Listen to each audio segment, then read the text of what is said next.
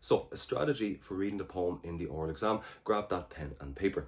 So this is a handy 35 marks. It's actually worth more marks than the poetry question itself on paper 2. And it's also there as well to help you bring the atmosphere down, to make you comfortable, to get rid of those nerves and just to ease you into the exam. So there are 5 poems on our course. Let's start with Gavin. Gavin, you're going to read the poem in its entirety, verse 1 and verse 2.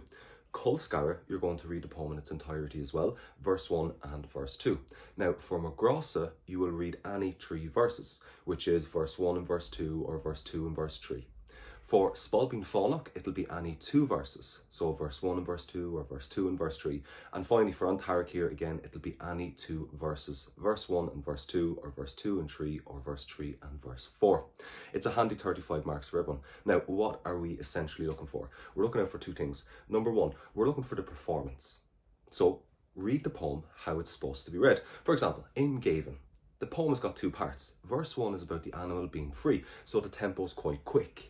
However, in verse 2, there's a slump, ach anish lim shias, so the tempo drops, in which we'd want you to go a little bit slower.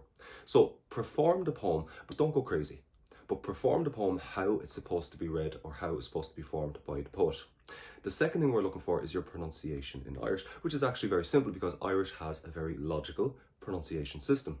So for any of the hints and the tips available for the pronunciation, make sure to jump onto the platform and look at our video for pronunciation in Irish. Once you know them key 8 points, you can pronounce a vast majority of Irish words. So the poetry reading, a handy 35 marks, but make sure you start practicing now.